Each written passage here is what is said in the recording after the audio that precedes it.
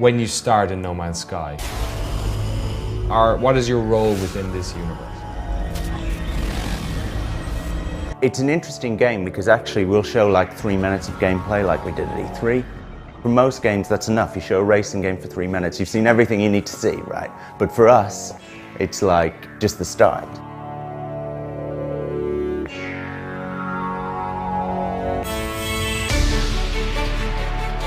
And actually a lot is possible in the game.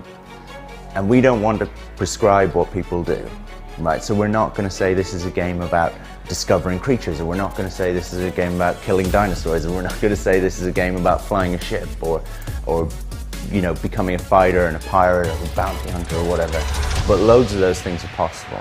Not everything is possible, and when we ship the game, not everything will be possible, but this is a game I think we're going to be making for quite a while, you know, even after it comes out. Is it fair to say that right now you guys haven't decided exactly what those things are as well? No, actually, we have a really good idea of what it is.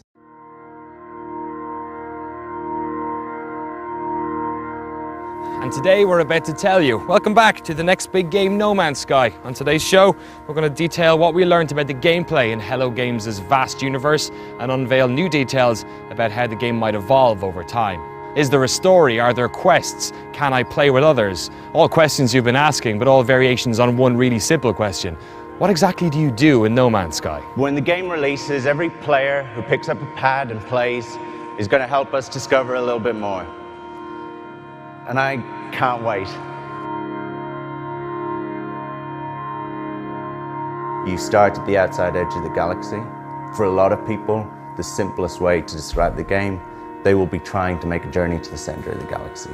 Not everyone has to do that. There's loads of other ways to play it, but that's something that people will probably do. You're going to have to upgrade your ship, your weapons, your suit. You might gather resources, you might take out other ships. You know, it's kind of there. You can imagine what kind of gameplay you're going to have. No Man's Sky is a game about space exploration. Every player connects to the game begins on a planet, alone, spread across a singular galaxy in a wider universe. Your goal? To use your resources to get to the center of that galaxy. The game doesn't end there, but something tells us you're going to be trying to achieve that goal for quite a while. So how do you do it? You start on a planet without a ship. Well, the progression in No Man's Sky is dictated by resources. You can mine for minerals on a planet's surface. Maybe you sell those minerals at a space station to buy yourself a ship. You might be millions of light years away from the nearest other human player, but there's plenty of AI in the universe of No Man's Sky. Trade vessels, colonies, space stations, many of whom would probably love to trade with you. Many others who probably want you dead. So you have things like the drones that we showed. You also have a weapon, and we've shown some of that. And what we want to get away from so desperately is, I play so many sci-fi games, and the weapon is still an assault rifle or pistol or whatever. It just blows my mind. It's like, and so the type of sci-fi that we're trying to do needs to feel futuristic and things like that. So what you have is kind of like an upgradable, this sounds really boring, but like a multi-tool. That's why people make assault rifles and battle rifles, because they sound cool. We'll call it like a battle tool or something, right?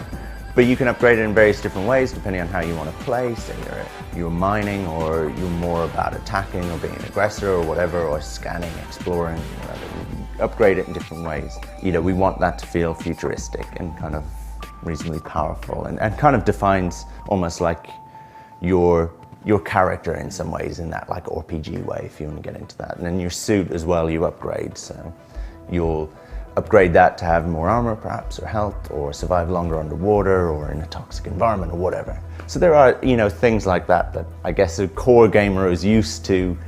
There's space combat. It's seamless. That can end up being combat over the surface of the terrain. And that can also end up being combat on the terrain. A reasonable number of planets will have a pretty diverse ecology, and on some of those you have things that, you know, are dangerous to you. No Man's Sky is a game without traditional questing. If you want to travel further, you have to find the means to upgrade your ship. How you do so, that's where the freedom lies. The game isn't missions or levels or rank, the game is the journey. But it's not all emergent gameplay. There are definable ways that the game will record your progress too. You know, I said there's various different ways to play the game. We will track those various different ways. And within each of those, you can have an idea of status, which you can take as a rank, right? So you could say, I am the number one kind of space pirate or bounty hunter or whatever, or botanist or explorer or what have you. But it does mean that you can play for as long as you want, and you can play in various different ways for as long as you want. You can follow that trail for as long as you want. Are you a miner, a peaceful trader, a pirate, or a bounty hunter? What other professions and activities exist beyond those? Hello Games aren't really willing to give us an answer just yet, but you can use your imagination. Maybe you could just travel around taking photographs of the creatures you discover, or perhaps try and upgrade your suit so you can reach the deepest ever ocean. Or maybe you just want to spend your time attacking the main antagonist of the game. Sean confirmed that there is a malevolent force in the universe, but what that is, they're not willing to say. We kind of have something that we haven't talked about, which is like an antagonist in the universe, a kind of malevolent force, something that drives a lot of combat on the ground. Another question that keeps on coming up is there multiplayer? I mean, No Man's Sky is a game that takes all its players and throws them onto opposite sides of a vast to scale galaxy. Can you ever meet those players, and can you play with them?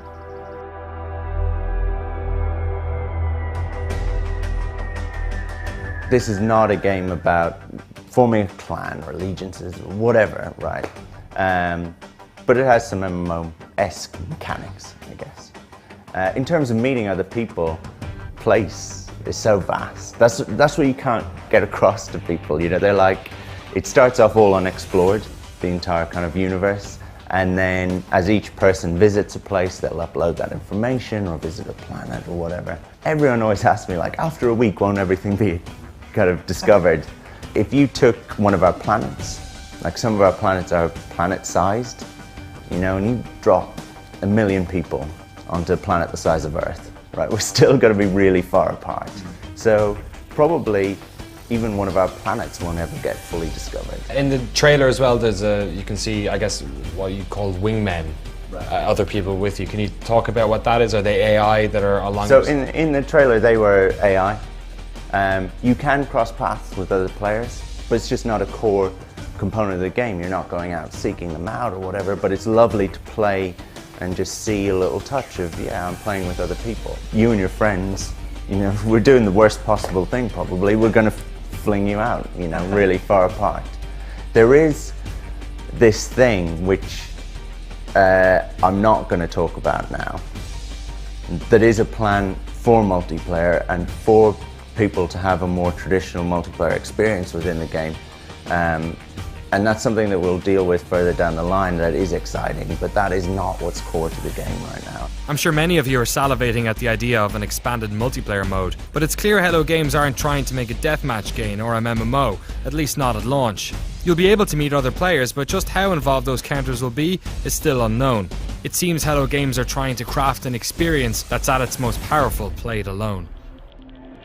You start in a galaxy, and then you're trying to get to the center of that galaxy, and then when you do, something happens that is worthwhile seeking out, but the game doesn't end there, basically. Okay. And you can continue to play the game forever. But there's a big part of us that does not want to like talk and say, this is what you must do.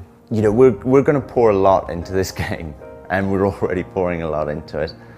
I would like the opportunity to see it fully realized, right? And I would like to have a level of success that makes that possible. If everyone hates it and it stinks the place up, then we probably won't keep working on it, right? We'll do that day zero patch and run away. When I think about what it must be like to play No Man's Sky, if you'll allow me to be reductive, I think about exploring in Skyrim, or a less rigid version of FTL. Your core goal is clear, but how you prepare for it, and how you allow yourself to get distracted along the way, mean your experience is unique to you alone. But not like other games, there's something else at play here. The scale of the universe. In Skyrim, when you saw Solitude for the first time, when you spotted your first dragon, or explored a deep cave, you were struck by its beauty. But you also knew that millions of other players around the world probably were too. Imagine if you were the first person to see it, perhaps the only person to ever see it. Tomorrow on The Next Big Game, we tackle what the epic scale of No Man's Sky could mean for gameplay, and we premiere the development tools that built an entire universe.